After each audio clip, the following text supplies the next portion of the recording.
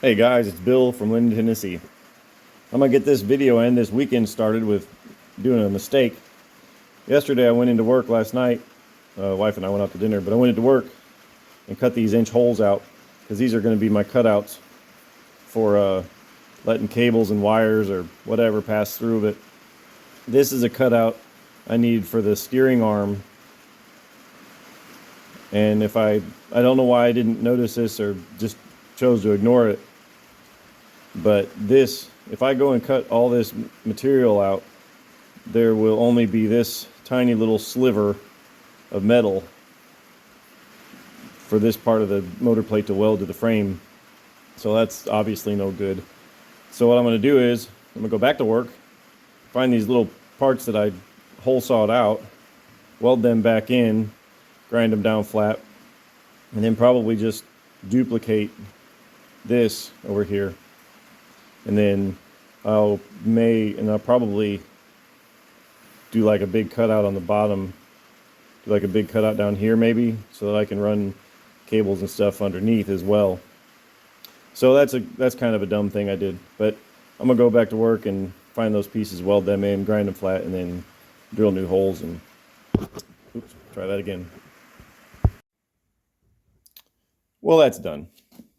Went ahead and filled in them holes. I was going to make this side as wide as that side, but having that down here, it just ends up with this little sliver of metal.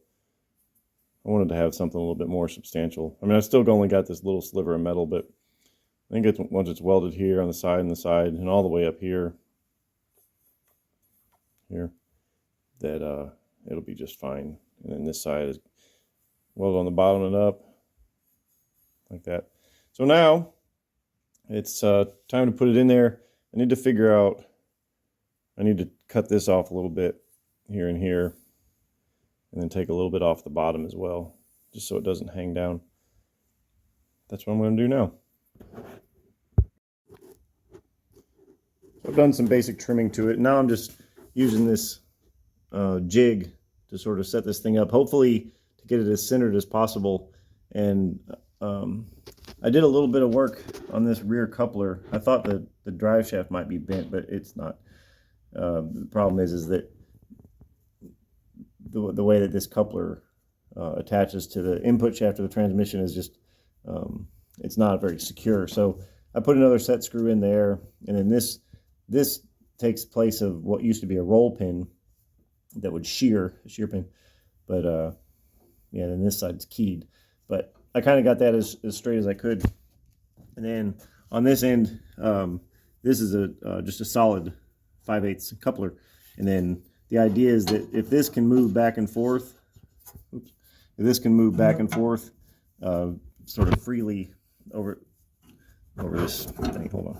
If this can move back and forth sort of freely between these two, then everything must be, at least relatively in line. And then if I tighten those two set screws down and then turn the input shaft, this turns freely in here. So everything must be fairly well in line. So now what I can do, I've just got it sort of tack welded in like 3 places just to make it solid. I can take this part off. I've got it so I can take this bolt out, that one, and that one. Take these bolts out, and this thing will come off. And then I can offer the motor up to here and have the coupler on both ends of it, and then put the motor in there, and then theoretically it'll all line up and everything will be just hunky-dory. So that's what I'm gonna do next. Motor is installed, and that went pretty smoothly, and everything lined up right. The drive shaft was the right length.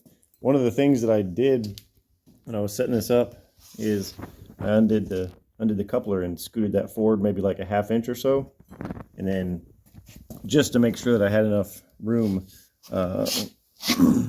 because I mean, really, honestly, it doesn't matter. But one thing I wanted to be sure is that I didn't run into that. There's a little grease fitting down there for the steering arm, and then I had to cut a little notch out of there because that's the steering arm, pitman arm, I guess you'd call it if it was a car. And then when on its return back, this top part gets really, really close. But I'd like to say that I did that on purpose, that it doesn't hit on purpose, but I got lucky. So that's good. And everything fits. I don't know if I'll be able to get this steering gearbox out, though. I think the only way I will be able to get it out is I'll have to take the motor and that coupler and all that stuff out, drive shaft. And then there's 2 bolts on the back of that cross member there. And what'll have to happen is I'll have to take this whole entire console, get the steering wheel off, which I'm having a lot of trouble doing right now. If anybody knows how to get this sucker off, please let me know. But a puller is just ripping that plastic apart, so this steering wheel is basically murdered now. I'll have to get a new steering wheel for it. But I don't know how to get that off. Anyway, but I think to get that gearbox out, what I'll have to do is get the steering wheel off and then take this console off, and then the steering gearbox will just lift straight up. And that's okay, because that's not like an item that gets serviced ever. I just need to get it off so I can sort of take it apart and clean it and get it adjusted. So that's what's good. And also I'm going to stand by. Yes, also I'm going to, this is a electric power steering unit out of a Prius. I actually had this installed on a Jeep electric conversion that I did, and this had no trouble steering a Jeep with a lot of batteries in the front and 31-inch 1050 tires, and this had plenty of power to steer those tires. So I need to have some sort of power steering on this if I have a front end loader. Say it's got 400 pounds of stuff in the bucket, that's going to make manual steering nearly impossible. So that's what that's going to do. And hopefully putting that much force into this little steering gearbox doesn't break it. I might want to think about that. But anyway, what I thought I'd probably do is that's the in. That'd be the output. So just take that off and make a little spline coupler. Cut this drive this whole steering column in half up here all the way down. In my 4x4, what I did was I just took this piece. I think I cut this down like a lot, but I took this piece and adapted it to maybe I can find it. And I adapted it to a steering. This came with a steering wheel adapter kit, but I cut the bottom of that off and made an adapter for that so that this would bolt straight onto a steering wheel. And seeing as I still have this, I might be able to do the same. I could have that, adapted to this, and then have a steering wheel of whatever style I choose. And so this will actually be right up there inside the gearbox with this little motor sticking out to the side somewhere. But I don't know if all that power going into that steering gearbox will maybe break it. Might break the gears. I don't know. I guess I'll cross that bridge when I get there. But that's something else I'm thinking about. But I think the next thing I need to do, I'm going to get this stripped down and get it down to the bare chassis, and I'll take it into work. I've got a sandblaster. I'll go get some blasting media, and I'll just blast all this paint off of there, get this down to bare metal so that I can figure out where the front motor and hydraulic pump is going to go, and sort of similarly welded in place. Then I can tackle putting some batteries in here. I've got tons and tons of room for batteries, so I'm not worried about that at all. And that is all together. I've got this little hydraulic cylinder, and what it does is it normally mounts going forward. It'll have some sort of a bracket up there, and it pushes and pulls on this lever right here, and that's what raises and lowers the deck. And it would also, through that hole, go to the back to a Brindley hitch, and then on the outside where the arm was, there was another hole, and that would go to the front to like a snow plow, I guess, or a whatever you had in the front. But yeah, I'm not going to be able to run that forward, obviously, because I got a motor and stuff in the way, but I can run it backwards. So I'll just make a bracket back here somewhere. There's a cover that goes over the top of this right here, and I'll just make a bracket for that. So anyway, having this all clean and down to bare metal will make doing all of that stuff much easier. And then I'll get all these shafts out and clean them up, and you know, I don't know if you can put new bushings in it or if I even need to do any of that, but yeah, that's next on the agenda. Ow, hurt myself, but we can see it kind of go. Watch this. That's pretty cool. That wobble you're seeing, that's because, like I was saying, this coupler has got some play in it. One thing that I could do is I could make a where'd it go? I could make this have 5/8 on one side and 7/8 on the other side, so I just have a direct coupler onto that shaft. That way I could get rid of this little rubber isolator. And I may do that. I could always do that in the future if I choose to. Because if that rubber coupler wears out, it's obviously something I'd have to replace. But I just kind of tried it, and I can undo this half, scoot it back that way, undo that half, scoot it back that way, and I can get this little piece out of the middle if I ever needed to replace it. But that all depends on how much other crap I got going on here. Right now it's all easy access, but it might not be so in the future. But anyway, that's pretty exciting. And yeah, so I'm going to spend the rest of the day taking this thing apart, getting it down to the bare frame. Got to figure out how to get that off. To answer the $20 million question, first off, how do you get the steering wheel off? A buddy of mine, Robert Wetterall, thank you, sir. He said that all you got to do is just put this nut back on there, and then while you're sitting on the seat or something, just put your knees underneath of it and then take a hammer and then whack on this nut, and then that just sort of shocks the steering wheel and it'll pop right off. He also said he's got a tool that does the same thing, and I'm like, well, I could make a tool. So I just took a little piece of steel that I had hanging around, just tack welded it to that nut. That way you can get better access to that nut and you're not mangling the top of that or possibly the threads or whatever. And just sort of put my knee under it, whacked it, and I'll be damned, the thing came right off. And then the question was, is this going to come out? And yes, it will, no problem. It just, you take the little 2 bolts off the back there and it just pops right off. So that's fantastic. That's really, really fantastic. And now I can look at this and sort of see how I want to go about doing this. Yeah, it's pretty long. Whoops, it's pretty long. But what I can do is sort of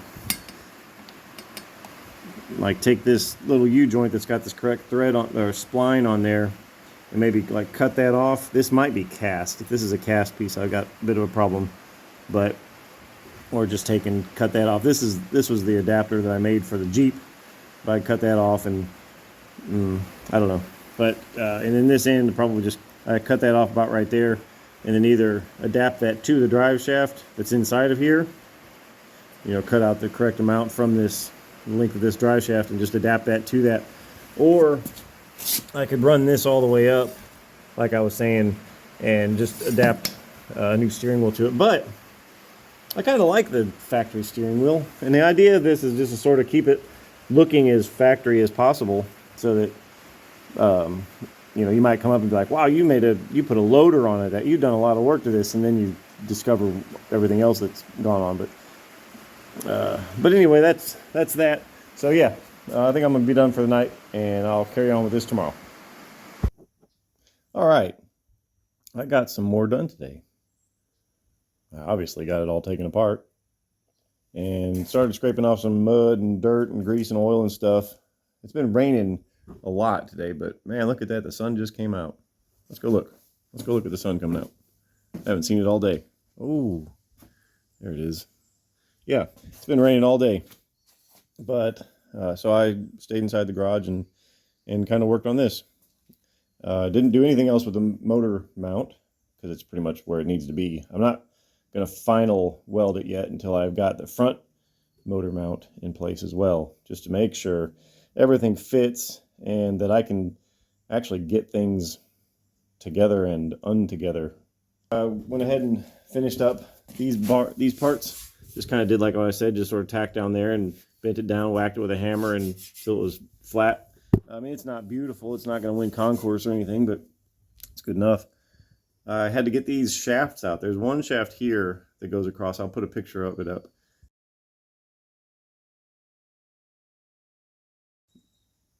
Yeah, that one. And it's the one that controls the raising and lowering of the deck.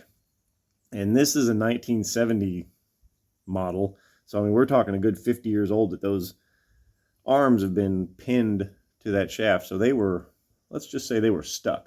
And I don't have an oxyacetylene rig in my shop, which is kind of dumb, but there it is. But I did end up getting them off. I had to make this crazy little arm right here. And this just sort of went over, get up there, went over kind of like that. And then I could use this to rotate this back and forth while I had that on the other end.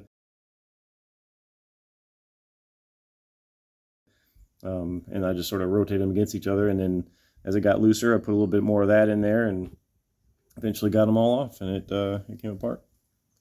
And got the front. Well, there's another arm that goes across the bottom there. That's for the brakes. Got that off.